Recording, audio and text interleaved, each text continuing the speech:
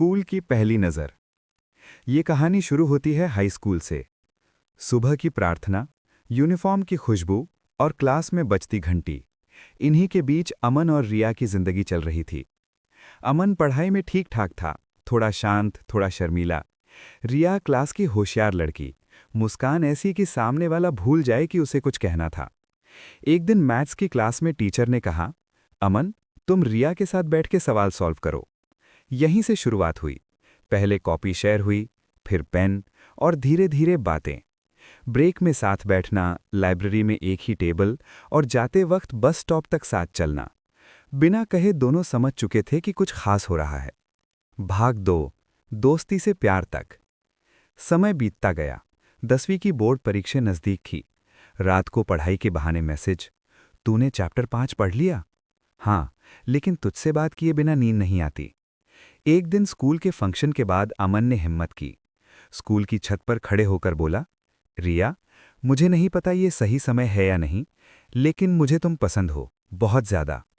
रिया कुछ सेकंड चुप रही, फिर हल्की मुस्कान के साथ बोली, मुझे भी। वो पल छोटा था, लेकिन यादें जिंदगी भर की बन गई। भाग 3, बिछड़ने का डर।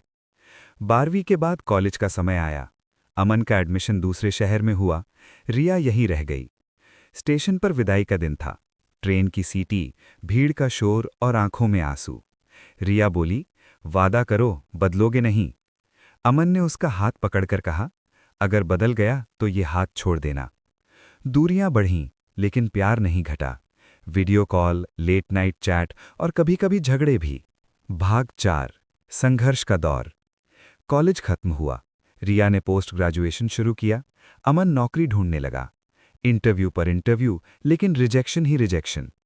एक रात अमन टूट गया। फोन पर बोला, शायद मैं कुछ नहीं कर पाऊंगा। तुम मुझसे बेहतर डिजर्व करती हो। रिया गुस्से में बोली, मुझे सफल आदमी नहीं चाहिए, मुझे वो चाहिए जो हार न माने। यही शब्द अमन के लिए ताकत बन गए। भाग 5, पहली नौकरी। 6 महीने बाद एक छोटा सा ऑफर लेटर आया। सैलरी ज्यादा नहीं थी, लेकिन मेहनत की जीत थी। अमन ने सबसे पहले रिया को कॉल किया। फोन उठते ही बोला, नौकरी लग गई।